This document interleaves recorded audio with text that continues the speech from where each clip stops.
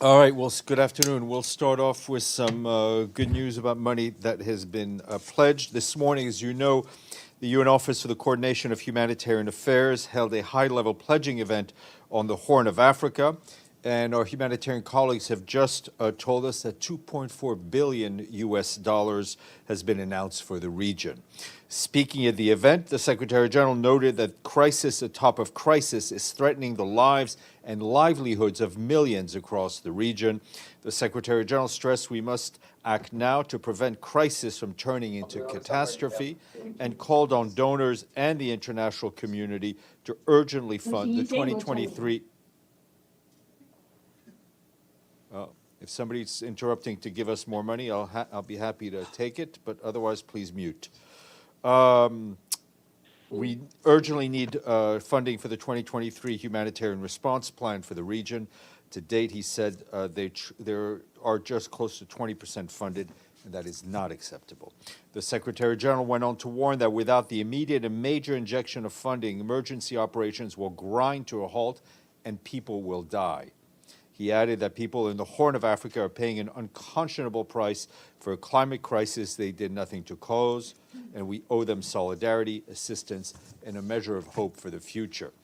The Secretary General also spoke at a high-level policy dialogue of the African Dialogue series. He commended the dialogue's focus on industrialization and trade at a time when the continent is facing multiple crises not of its own making.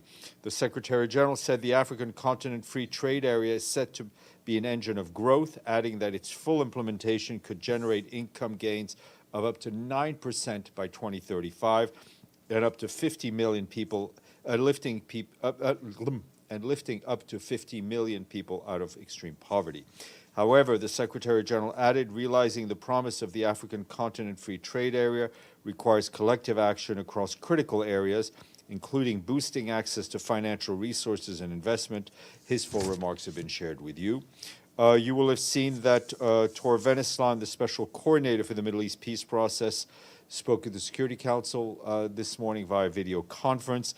He said that while the ceasefire between Israel and the Palestinians is holding, conflict mitigation efforts must also be met by steps by both sides, supported by the international community, to reset their trajectory out of the cycle of violence. He called on all parties to stop unilateral and inflammatory actions that undermine prospects for peace and to address the acute financial and institutional challenges faced by the Palestinian Authority. He also warned that without new funding, WFP will suspend cash assistance to 200,000 Palestinians next week, and that UNRWA will not have the resources to deliver some core services by September. His remarks were shared with you. We also have an update on Sudan, where we and our partners have continued to ramp up the distribution of critical humanitarian assistance. Out of the 168 trucks we told you about yesterday, which are ready to deliver aid to 4 million people across the country, the Office for the Coordination of Humanitarian Affairs tells us that a small number of these trucks are on the move now from Port Sudan to Gadaref, Kassala, and Al Jazeera. We need security conditions to stabilize and bureaucratic impediments to be lifted so that more aid can get on the road. On the health front, WHO says that as of Monday, yesterday? No. 2 days ago. Thank you. As of 2 days ago, more than 2/3 of hospitals were out of service in combat areas. Only 28 hospitals in these areas are fully or partially operational. Even hospitals in states that have not been impacted by the fighting are running low on medical supplies and staff, as well as fuel, oxygen, and blood bank services. Moving south to South Sudan this morning at a press conference in Juba, the head of the peacekeeping mission in the country, Nicholas Haysom, urged political leaders to galvanize momentum in the ongoing peace process so that free, fair, and credible elections can be held on time. He emphasized the need to create a conducive political and civic space to encourage participation and constructive dialogue between citizens. We still see 2023 as a make or break year for this nation if it is to fully implement the peace agreement, Mr. Haysom said. Our Deputy Secretary General, Mina Mohammed, presented yesterday the 2023 report of the chair of the UN Sustainable Development Group on the Development Coordination Office and the resident coordinator system. The report highlights how resident coordinators are strengthening their roles since the reform that the Secretary General started in 2018 to rally UN country team support for the 2030 agenda. In an independent surveys, 87% of host governments note that today the resident coordinator serves as a one-stop shop for the collective UN efforts, 35% increase since the reform started. In addition, 88% of host governments confirmed that resident coordinators effectively led the delivery of strategic support for national plans and priorities. In addition, 90% of host governments agree that resident coordinators have the needed profile and skill sets to deliver effectively. Couple of more notes. Excuse me, on Madagascar, the Office for the Coordination of Humanitarian Affairs says that relief efforts continue in the country's southeast, which was hit by cyclones earlier this year and last year. Together with the government, we launched humanitarian projects to support 335,000 people in the most vulnerable areas. These projects have been made possible by an $8.5 million allocation from our Central Emergency Response Fund. Excuse me.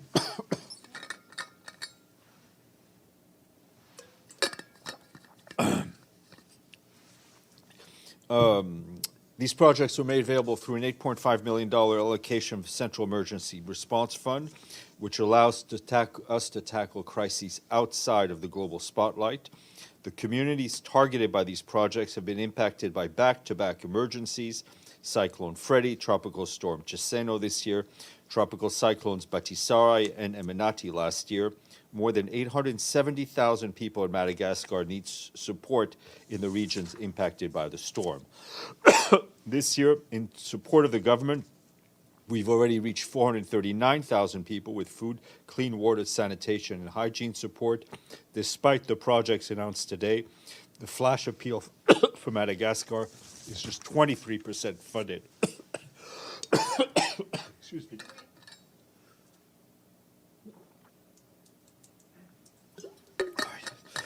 Let's try to get through this briefing. Quick note to flag that today our colleagues from the Office of the Special Representative on Violence Against Children, along with other UN agencies, launched the advocacy brief on protecting the rights of children on the move in times of crisis. With more than 42 million children displaced worldwide, the brief reflects on lessons from past and ongoing crises and outlines principles to guide strengthened protection for all children. More information online. Just a note from our peacekeeping colleagues in Central African Republic, they're telling us that they continue to monitor the situation and engage with local authorities in the Vakaga prefecture, where refugees from Sudan continue to arrive. They're also engaging with local authorities to ensure protection of civilians. The mission estimates that around 10,000 people have so far crossed the border from Sudan into the town of Amdafok and are living in various spontaneous camps. In the same area, the mission facilitated school exams with delivery of notebooks and exams, as well as transportation for teachers and those administering exams in remote areas. Tomorrow is Peacekeepers Day, and we will be joined, as we always are on that day, by Jean-Pierre Lacroix, the head of our Peacekeeping Operations Department. Quick quiz, since Benno, I know, is not here to cheat, I will trust you, will answer on you based on your knowledge. Today we are up to 109 countries on paid-up member states. We thank our friends in the country that is known as the Pearl of Africa. The great crowned crane or crested crane is the national bird and is featured on this country's flag. Yes, who said Uganda? Excellent. Thank God for the cameramen. They pay attention. Edie. Thank you, Steph. First, can we get a breakdown on this 2.4 billion? Countries. Yes, they're putting that together. Thank you. And on Sudan, does the UN have any information on how whether or how, if the truce is holding? Well, I mean, we're getting some reports. I mean, there seems to be some places where there's still some fighting going on. Other places is calmer, which allows us to do delivery of aid. I mean, our humanitarian colleagues are really taking a kind of moment-by-moment, place-by-place approach. And as soon as there's some clearance and there's a lull in the fighting and we feel we have the safety guarantees, we go through. But it's hard to give you at this point an official assessment. Have they actually gotten into the field today or yesterday? Yeah, I mean, the trucks started to move today. Yeah. Maggie, then Linda. So continuing on Sudan, at the Security Council the other day, I think it was, the Sudanese ambassador said that the government would give the UN the security guarantees to deliver the aid. So what's the disconnect? Well, I think as always in these times, first of all, when there are two groups clashing, it helps to have security guarantees from both groups, right? From both entities, and I think we very much welcome the statements from the government, but it's a matter of how things are implemented at the very local level. And so then that begs the question, have you received similar pledges from the RSF of security guarantees? We are working, I think, on a local level to get the guarantees that we need to move the trucks. Linda. Oh, can I just finish one more on the Yes. pledging conference? Sorry, Linda. So 2.4 billion raised, but you were asking for 7 billion, correct? Yep. So that's a little over 30%, like 33, 35%, something like that. So how will that affect programs going forward for the rest of this year? Because there was concern of, you said grinding to a halt. Yeah, I mean, I think we will have to get a full accounting of what was pledged, and then the agencies will have to do their own maths. As you know, I mean, WFP has had to cut back on rations in some places. So I think the numbers will have to be finalized and analyzed, and then decisions will be made. Linda, then Mike. Thanks, Deb. Apropos of pledging and provision of aid, I was just wondering what the latest stats are regarding Afghanistan and its appeal, and secondly, what the latest status is of delivery of aid. I mean, on the appeal, the numbers are up to date on the OCHA website. You know, we are in Afghanistan. The situation hasn't changed all that much. Where different agencies are doing what they can to deliver where they can, but the edicts remain in place, and we're not doing nearly as much as we need to do. Mike. First off, I hope you feel better soon. Thank you. First of two questions. Yesterday, the Secretary General held a meeting with Rassan Alian, the Israeli coordinator for government activities in the territories, regarding Israel's possible placement on a blacklist relevant to harm to children in conflict zones. Are you able to provide a readout or any details or context from that meeting? No, what I will say is that the Office of Virginia Gamba is continuing to prepare the Secretary General's annual report on children in armed conflict. There are understandably a lot of interest in different parts of that report, and I think I'd just ask for everybody's patience to wait until see that when that report is released, which should be late June, early July. Does Israel have reason to be concerned? Again, the report is not yet finalized. Second question for you. About 165 Jewish groups and organizations wrote to the Secretary General urging the UN to adopt the IHRA definition of anti-Semitism at its meeting in Cordoba next month. Does the Secretary General have any reaction to that letter?